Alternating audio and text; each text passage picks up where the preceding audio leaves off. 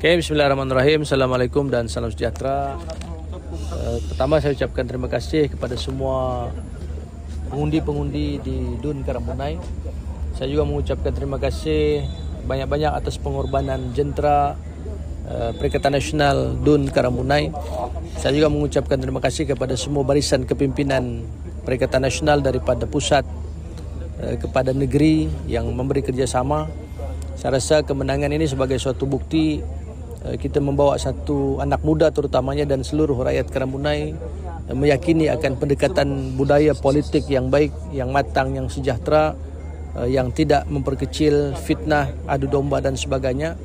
Dan ini juga sebagai bukti penganuan ataupun sagu hati pengundi bukan menjadi penentu. Orang Sabah sudah matang dan bijak berpolitik.